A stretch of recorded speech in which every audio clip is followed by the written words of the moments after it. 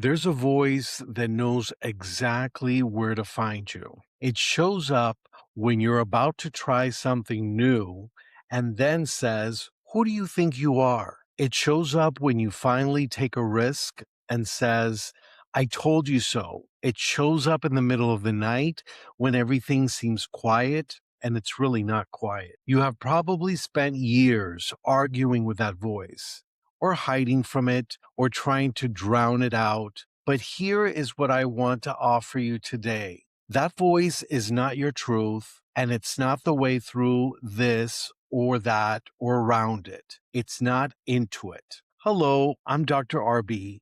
I'm a licensed psychologist in Florida and New York, and I have a little something called PsyPact, which allows me also to work multi state. If you are returning, welcome back to my channel. And if you're new here, I'm so glad you found your way. This channel is a sacred space where depth psychology meets ancient wisdom and where spirituality, human design, and therapeutic tools come together to guide transformation. My mission is very simple. It's to help you reconnect with your authentic self and divine guidance so that you can navigate this rapidly changing world with clarity, purpose, and peace. So we are now in series number 2, The Inner Critic. And today I want to take you somewhere most conversations about the inner critic don't go. Most self-help books tell you to silence the inner critic, to challenge it, to reframe it, replace it with affirmations. Not here. Jungian depth psychology offers something different because we want you to become curious about your inner critic because that voice, as painful as it is, carries information. Recently, I've done a lot of work with data and data analysis.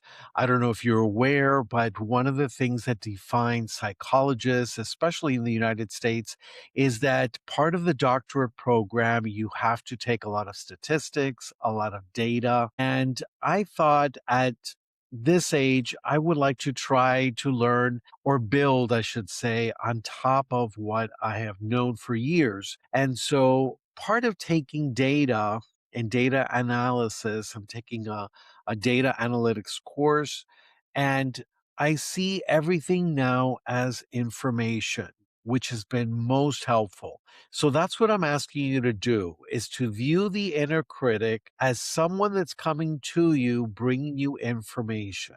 So it's not your enemy. It is a part of yourself that is asking to be understood.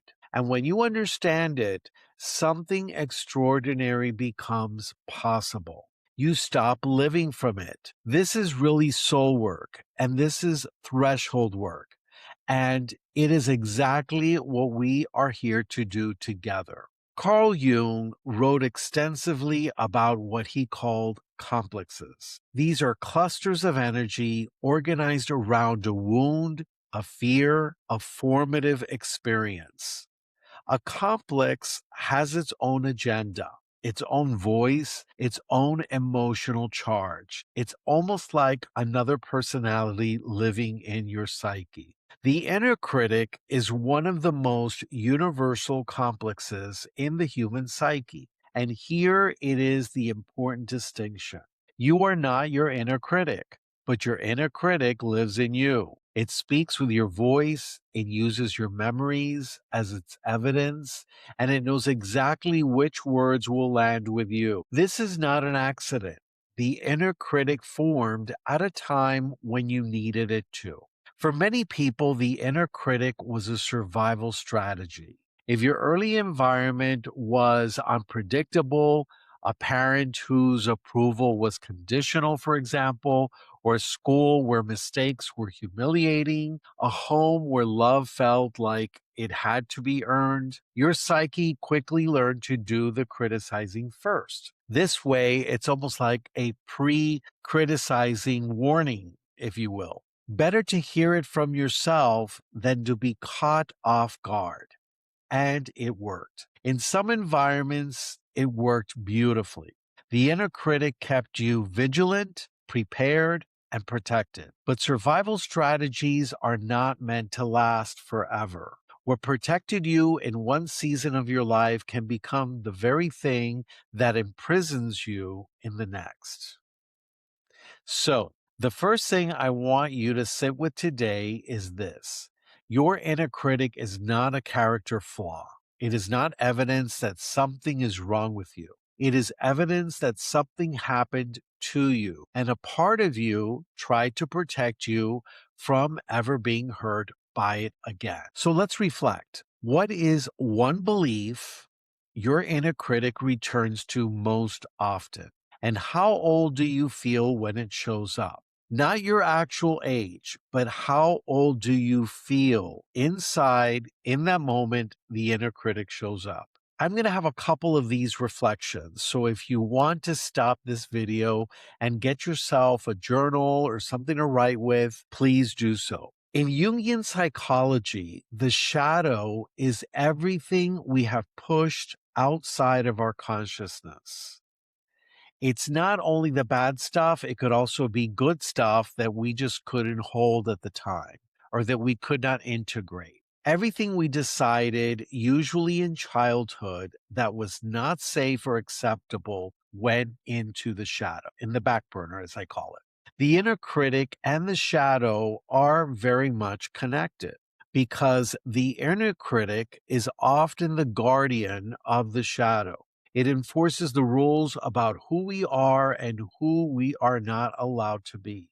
If vulnerability was not safe in your family, your inner critic will attack you every time you feel vulnerable. If ambition was considered arrogance, your inner critic will shame you every time you want more. If failure meant losing love, your inner critic will devastate you for every mistake. This is what makes shadow work so essential and so misunderstood.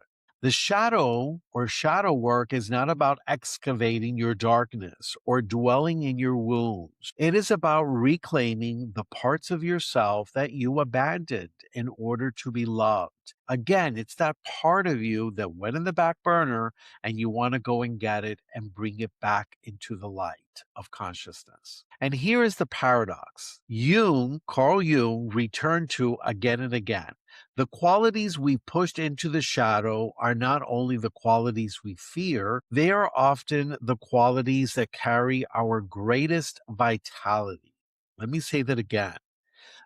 Often the qualities that carry our greatest vitality are the ones that we have put into the shadow. The person who suppressed their anger and learns to meet it often finds their voice. The person who suppressed their ambition and learns to meet it often finds their calling.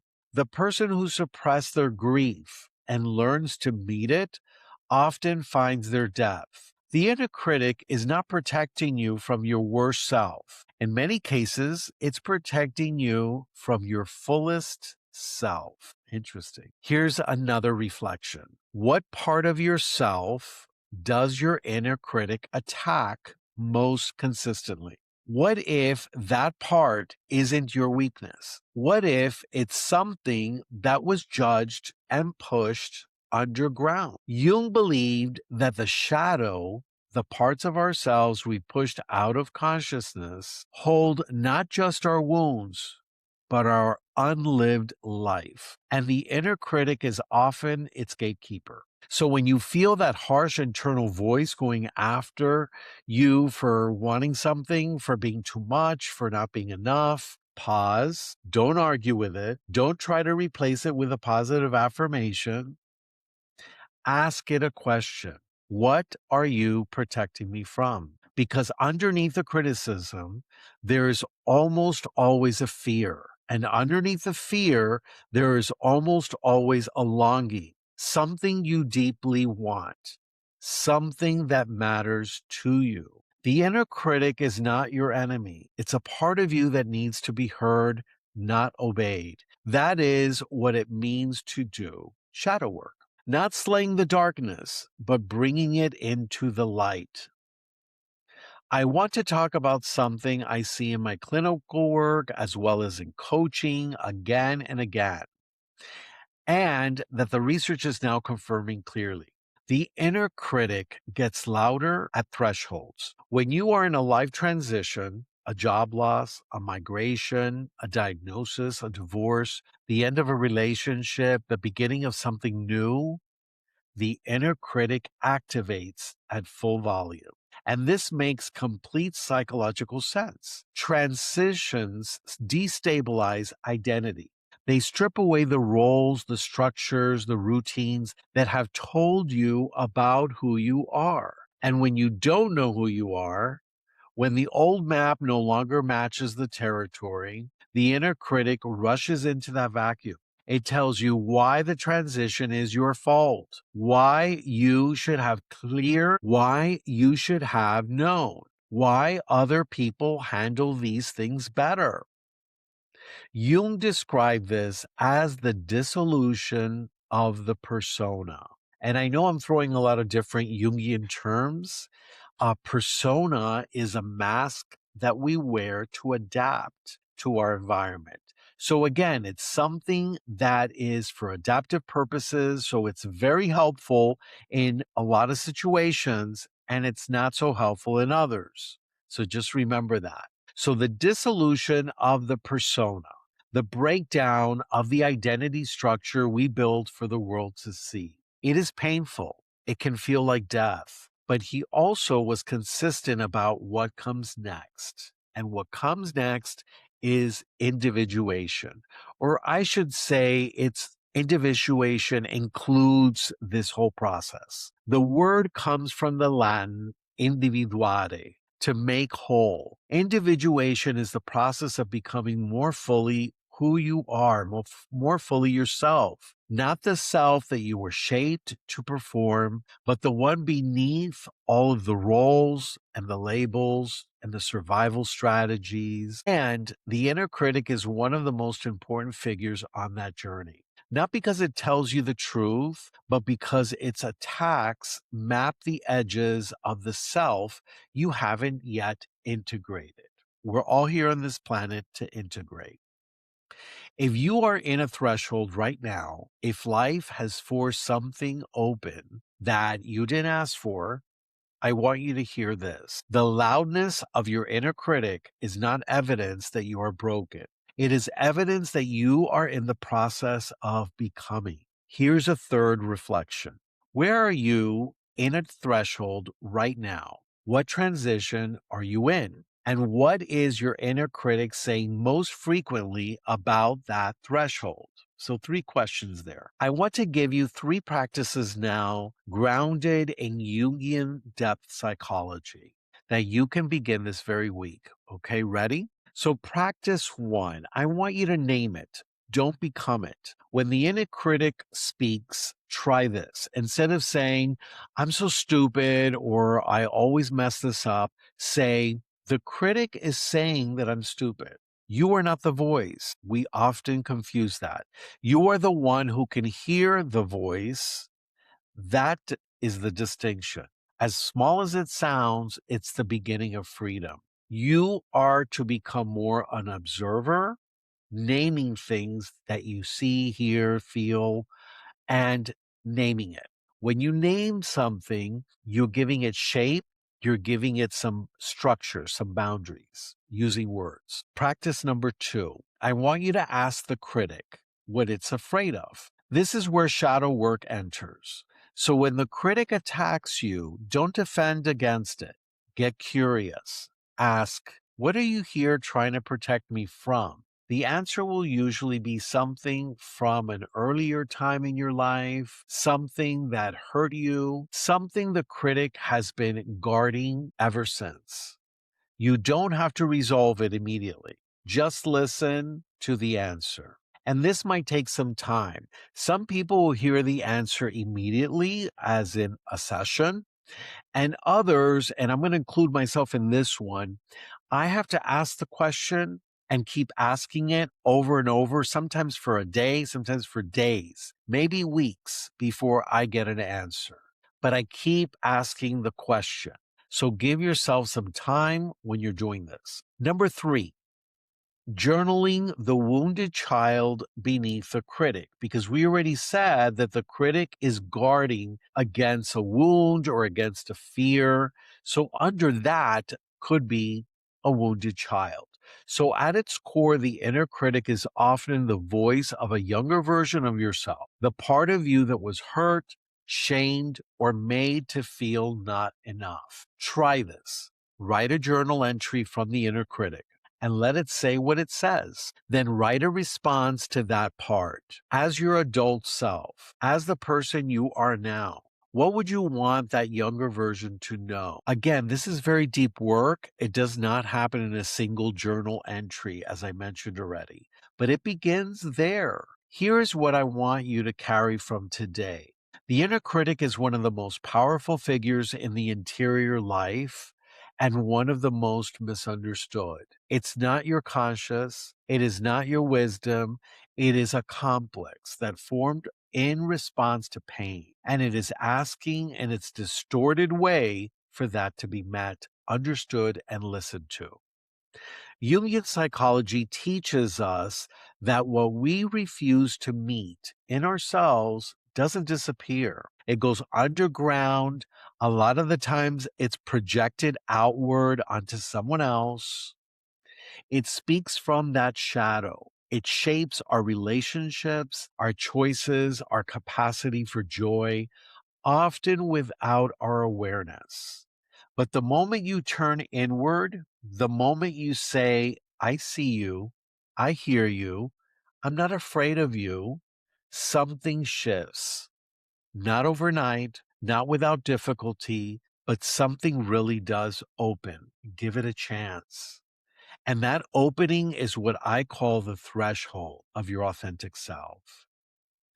I write more about this on my other platforms. The links are below if you like to go deeper. If you are navigating a threshold right now, if the inner critic is particularly loud and you want support that goes beyond a video, I also offer a 90-minute threshold session. The link is also in the description. If you also like a complimentary 15-minute interview with me, and I say interview because it allows you to ask questions of myself and we can see if we're a good fit to work together. That will also be in the description below. This is the first episode of the Inner Critic series. There is much more to come next week. We'll be going into the inner critic and relationships. So please subscribe, ring the bell, do everything you need to do so you know when my next video is up. If today's message really resonated, I also invite you to please share this work. It helps this work reach those who need it the most. And that's it. Until next time, this is Dr. RB. You are guided, you are loved, and your path is most sacred. Please take care of your soul.